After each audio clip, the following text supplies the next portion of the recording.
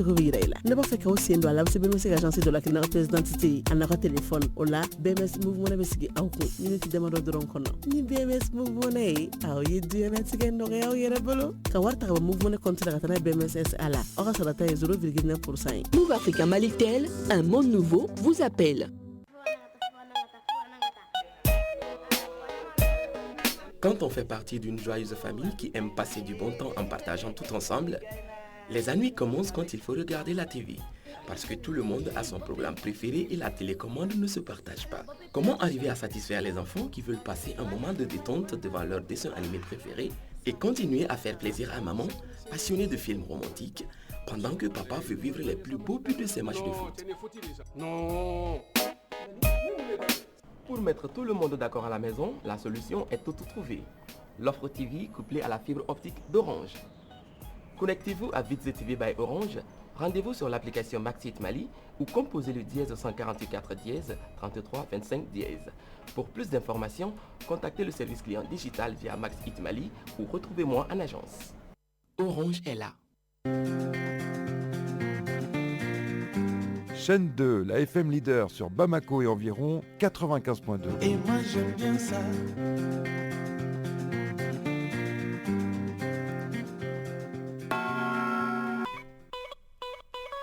Vous écoutez la chaîne 2, il est 12h. La chaîne 2, 24 heures sur 24, la 95.2, à votre service.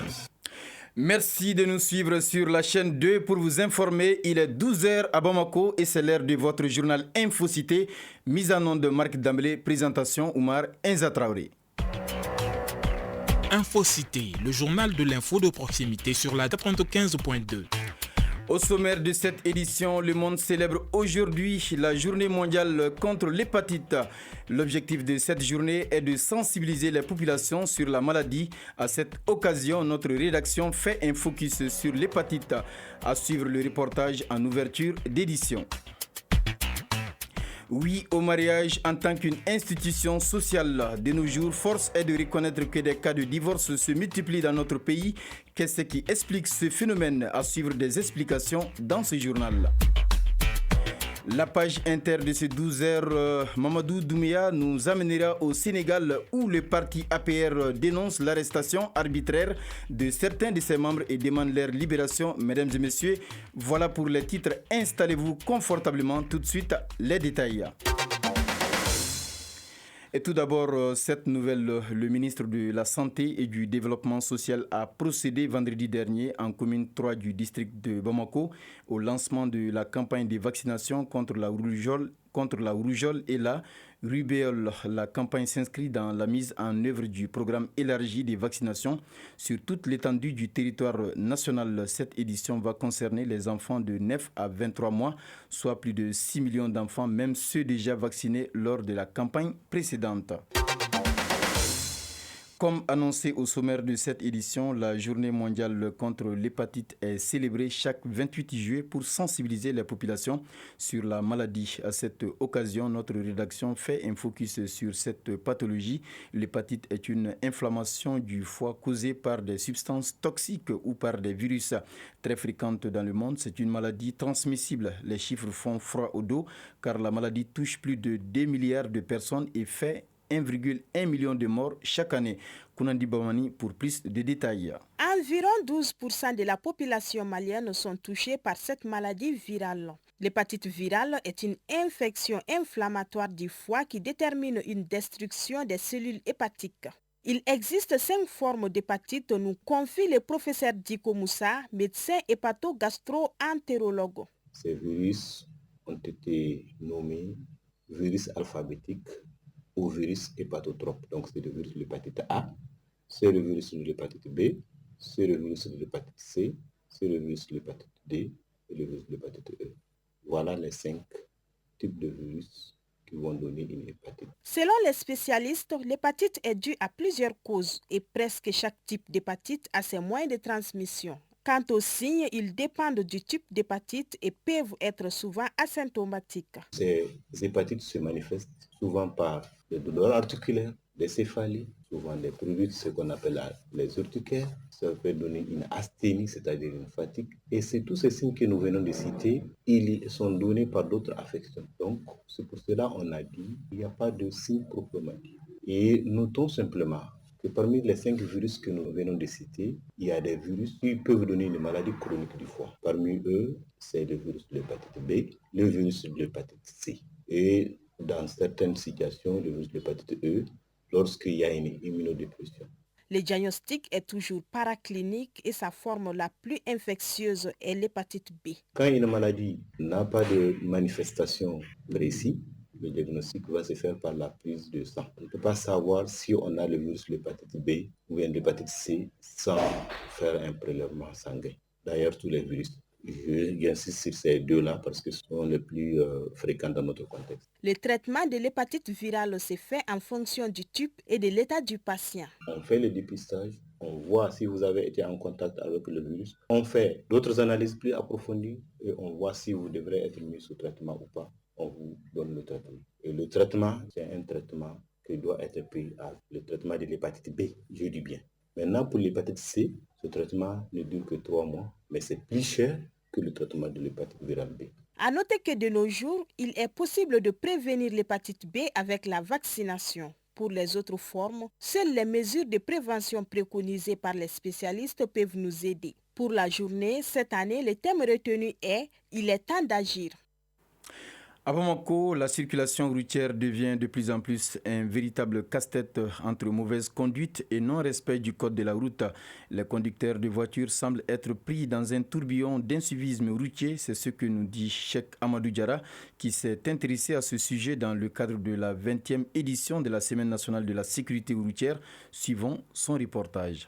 De nos jours, au Mali, particulièrement à Bamako, la circulation routière devient effrayante. Les accidents sur la route s'accumulent de jour en jour. Aux dernières nouvelles, 2 cars entrés en collision ont fait 16 morts, 48 blessés, dont 6 cas graves dans la région de San. Oumar Diarra est conducteur de voiture. Selon lui, l'indiscipline routière est l'une des principales causes qui expliquent les catastrophes routières. S'il faut que les motocyclistes roulent sur la même voie que les conducteurs de voitures et vice-versa, personnellement, je trouve qu'il y a de l'indiscipline routière. Lorsqu'un accident découle de cette mauvaise conduite, ça serait grave et les préjudices porteraient sur d'autres usagers, ce qui entraîne de l'embouteillage sur la route. C'est important de respecter les codes de la route. Adama Diabaté, taximan. Il y a des conducteurs de motos qui sortent de nulle part pour coincer les côtés gauche et droite de ta voiture. Ils font tout pour te dépasser. Et en tant que conducteur de voiture, si tu ne fais pas attention, tu risques de produire un accident. Certains conducteurs de voitures aussi ignorent que les piétons sont prioritaires. Parfois, dès lors que le conducteur perçoit un piéton sur la route, il doit prendre ses précautions et lui céder le passage. Saïbou Koulibaly est conducteur de Sotrama. Il assiste tous les jours à des scènes de disputes entre chauffeurs. De nos jours, ce sont les personnes prioritaires sur la route qui sont sujets de réprimandes. Une Sotrama a frôlé une voiture personnelle. Le conducteur de Sotrama a refusé de sortir de sa voiture pour venir constater ce qui s'est passé. Cela a immédiatement mis en colère le conducteur de la voiture. Lui, il a bloqué le passage au conducteur de Sotrama avec sa voiture. Finalement, c'est moi qui suis intervenu pour atténuer les disputes et libérer la circulation. Bamako est une ville mégalopole. De ce fait, les conditions de conduite sur la route se précarisent. Pour Bassi Keita, conducteur de camions, le respect des codes routiers est devenu le dernier des soucis des conducteurs de véhicules.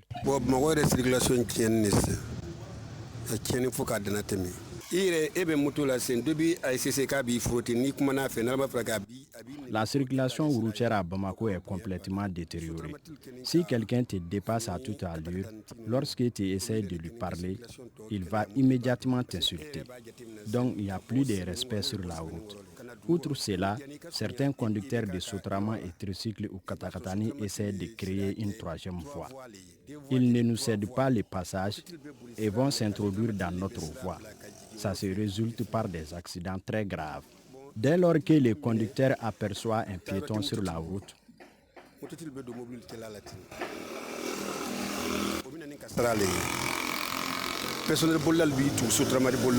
La circulation routière est devenue menaçante dans nos cités. La patience, le courage et la sérénité sont des principes à adopter pour mieux conduire sur la route. À titre de rappel, le thème retenu pour l'édition 2024 de la Semaine nationale de la sécurité routière est « Entre téléphoner et conduire, il faut choisir ». À présent, le tour d'horizon de l'actualité internationale. Oui, à 12h passé de 9 minutes dans ce studio pour le tour d'horizon de ce 12h. Je reçois dans ce studio du 26 mars Mamadou Doumbia. Bonjour Mamadou. Bonjour Oumar Ezan. Et tout d'abord, au Sénégal, le parti APR dénonce l'arrestation arbitraire de certains de ses membres et demande leur libération. Oui, Oumar Ezan, l'ex-parti au pouvoir, l'Alliance pour la République APR proteste contre les arrestations de certains de ses membres. Après l'interpellation d'Ahmed Suzanne Camara, l'opposant a été arrêté le mercredi dernier pour offenser au chef de l'État et acte de nature à jeter le discrédit sur une institution. Faisant de lui le troisième de cette formation, des députés de l'APR ont dénoncé hier samedi une énième arrestation arbitraire. Et du Sénégal, nous partons au Bénin où une attaque terroriste fait plusieurs morts dans le parc national au nord du pays. 5 rangers et 7 soldats béninois auraient été tués lors d'une attaque dans la nuit du 24 au 25 juillet dans le parc national au nord du pays, selon l'ONG spécialisée dans la gestion des parcs en Afrique. Les circonstances de l'attaque ne sont pas encore déterminées. Au Gabon, les appels à la candidature du président de la transition, Brice Clotaire Oligui Nguema, pour la présidentielle se multiplient. 11 mois après l'investiture du président de la transition, Brice Oligui Nguema, les appels à la candidature commencent à fuser de partout. Les tombeurs d'Ali Bongo ne disent pas oui, mais ne refusent pas non plus. Très active sur le terrain, Oligui Nguema laisse penser qu'il sera candidat à l'élection présidentielle prévue en août 2025 pour mettre fin à la transition actuelle. Enfin, au Nigeria, parlons du verdict d'un nouveau procès contre des terroristes de Boko Haram. Un procès collectif contre 125 membres de Boko Haram a eu lieu cette semaine dans un centre de détention militaire. Tous les accusés ont été reconnus coupables. Ils étaient notamment poursuivis pour financement du terrorisme et crimes en lien avec la CPI, la Cour pénale internationale. C'est tout ce qu'il fallait retenir de l'actualité internationale de ces 12 heures. Oumar Enzan. Merci beaucoup Mamadou Doumbia pour toutes ces informations. Bon dimanche à toi. Merci Oumar. Autre sujet dans ce journal. Depuis son lancement mondial en 2018, TikTok est devenu l'une des plateformes de divertissement et de partage de contenu les plus populaires. Cette plateforme compte actuellement environ 1,7 milliard d'utilisateurs dans le monde. TikTok qui met l'accent sur l'interaction entre les utilisateurs et les créateurs de contenu s'est intégré dans nos vies. Au Mali, TikTok est utilisé par presque toutes les tranches d'âge. Quel est son impact dans nos vies? La réponse est avec Fatou Djabi. Elle est ludique, musicale et surtout très addictive. TikTok, puisque c'est de cette application qu'il s'agit. Elle ne laisse presque aucun internaute indifférent. Mais force est de constater que TikTok, dans sa randonnée, emporte plus la jeune génération. Comme c'est le cas de la petite Oumouchek Dambélé, âgée de 13 ans. J'utilisais TikTok depuis qu'il était sous le nom de Musical.ly. Je faisais des vidéos et jusqu'à présent j'en fais et c'est super cool. Je le fais par plaisir parce que ça permet de se changer les idées. Du haut de ses 27 ans, impossible pour Mohamed Hassan Halil de se passer de TikTok.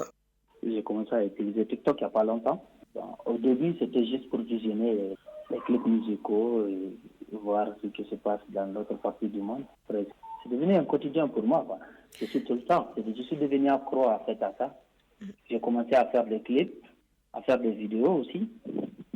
Voilà, c'est parti comme ça. Je peux avoir 1 000 ou 2 000 jusqu'à 5 000, ça dépend du contenu de la vidéo par semaine. Oups, j'allais oublier, il y a évidemment certains qui sont loin d'être de la G21 qui y trouvent leur compte. Traoré Aïssata Sissé, utilisatrice de TikTok. J'ai 67 ans. Je passe beaucoup de temps sur TikTok. Ça me permet de distraire un peu après le service. Et puis, grâce à TikTok aussi, j'ai appris beaucoup de choses. De par sa popularité, TikTok fait aussi le bonheur de beaucoup d'entreprises, comme celle dont Alex Alassane Traoré est le responsable marketing. J'entendais parler de TikTok, mais je ne savais pas cette d'application. Mais j'ai une petite sœur à la maison qui est âgée de 9 ans comme ça. Et je la vois tout le temps aller sur TikTok. Elle est concentrée sur son téléphone. Donc, à chaque fois que je rentre dans la maison, elle me montre ces petites vidéos. Donc, par fini, je me suis intéressé à l'application. J'ai regardé comment ça se passe. Et puis, j'ai vu qu'elle avait pas mal d'abonnés pour son âge. C'était ma première fois de voir cela.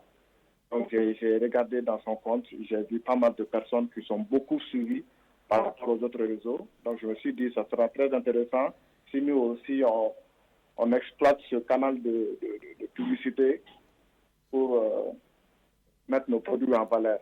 C'est pour cela qu'on a choisi TikTok. Depuis que l'entreprise utilise TikTok, le résultat est sans commentaire.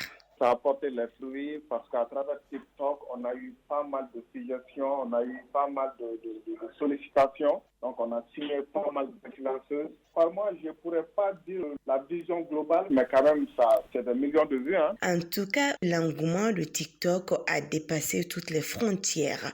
Chacun y trouve son bonheur. En guise de rappel, TikTok a vu le jour en septembre 2016 en Chine et compte aujourd'hui plus de 1 million d'abonnés à travers le monde entier. Oui, bien dit Fatou Djabi. À présent, nous nous intéressons au mariage qui se définit comme l'union d'un homme et d'une femme. Cela se concrétise par un acte de mariage livré par la mairie. De nos jours, c'est une triste réalité. Les mariages ne durent plus. Des cas de divorce se multiplient dans les tribunaux. Qu'est-ce qui explique ce phénomène? Fatoumata Touré nous donne la réponse suivante.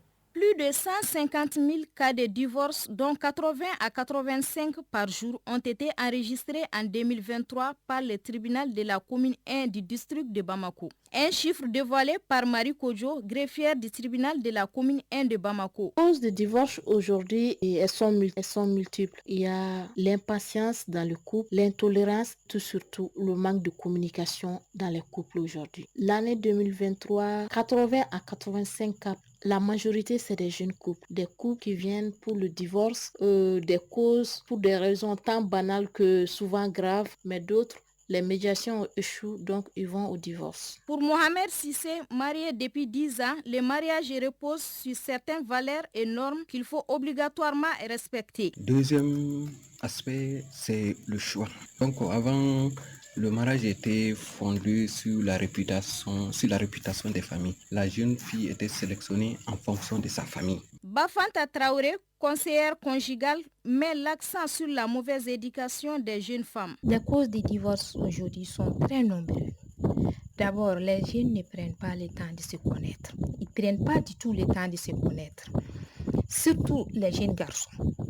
Donc, c'est très difficile aujourd'hui. Très, très difficile. C'est comme on a l'habitude de dire. Bonjour, monsieur le maire. Bonsoir, monsieur le juge. Les conseils, c'est au niveau des parents. Les parents n'ont qu'à bien éduquer les enfants. Les enfants ne sont pas du tout éduqués. Et puis surtout le manque de communication dans le couple. Adjaratou Touré est divorcée depuis 2 ans et les conséquences de la séparation l'ont beaucoup affectée. Le divorce m'a causé beaucoup de conséquences que je ne peux tout dire. Aussi pour les enfants, ça a été un gros dégât.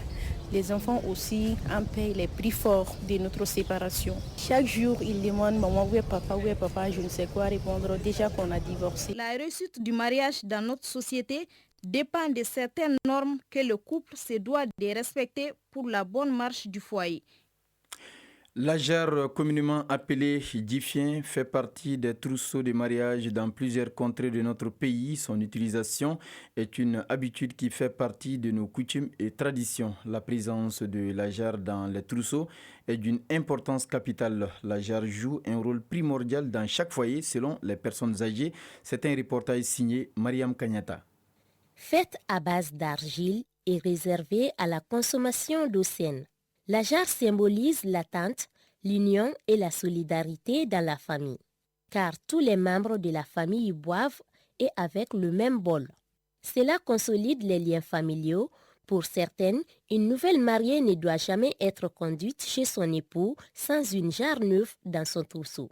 Aïchata Traoré, mère des familles. La jarre occupe une très grande place dans la vie d'une jeune mariée. Dans le temps, il y avait une petite calebasse qui était à la place du bol. Quand on avait un problème dans son foyer, la femme mariée prenait de l'eau de la jarre avec cette calebasse tout en demandant la bénédiction de Dieu, puis on boit cette eau et on constate un soulagement de nos soucis au sein du foyer. La jarre cassée ne prédit pas de bonnes nouvelles, nous explique Aïchata Traoré, mère des familles. Tout homme qui casse la jarre de sa femme détruit sans solution son foyer. C'est pourquoi, lors du départ de la mariée, on met une pièce de monnaie dans la jarre pour éviter que cela ne se casse. Ce geste n'est pas anodin. Dans nos coutumes, il n'est pas donné à n'importe qui d'installer la jarre. Par exemple, chez les Bamakois, ce rôle revient à la sœur du marié appelée Balimamousso Kontigi. L'islam ne contredit pas la présence de la jarre dans les trousseaux des mariages, selon Moussa Sanogo, islamologue. Dans le trousseau de mariage, la jarre fait partie de nos coutumes. Il y a de ces coutumes qui ne sont pas dans le Coran, mais qui se conforment à l'islam. Depuis la nuit des temps, on utilise la jarre dans le trousseau de mariage. Avant la jarre, il y avait ce qu'on appelle soumali. Ce sont les prophètes qui buvaient de l'eau avec cela. Donc la jarre s'apparente à cela. Les prix de cet ustensile dépendent du lieu d'importation selon certaines vendeuses. Fanny Kadjatouarma, vendeuse de jarres. Nos jarres sont importées de Mopti et Ségou. Ceux qui sont importés de Mopti sont vendus à 12 500 francs CFA. Pour Ségou, les prix varient entre 2 500 francs à 7 500 francs CFA. Pour la conservation, on fait tout pour que ça ne se casse pas.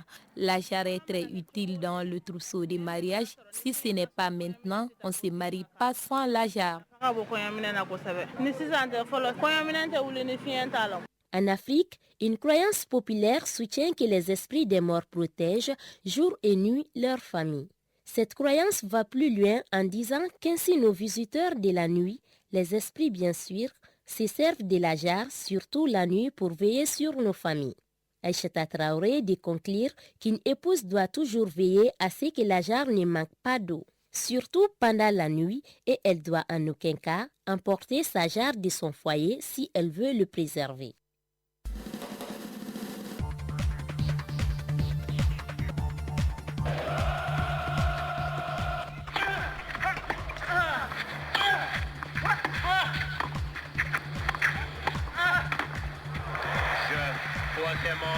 Moya.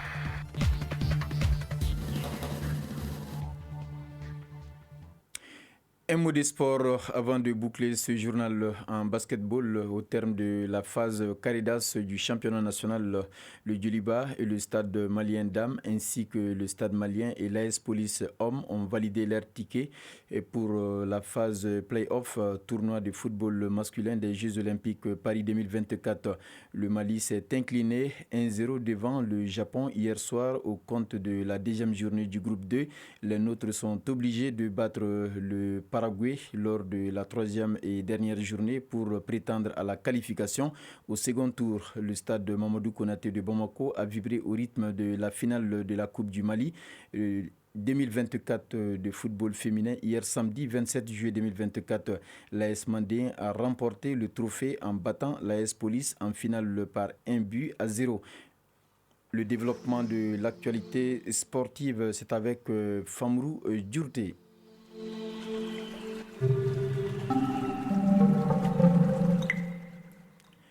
Malheureusement, nous n'avons pas l'élément de Famrou Djourté dans cette édition. C'était juste une nouvelle sportive.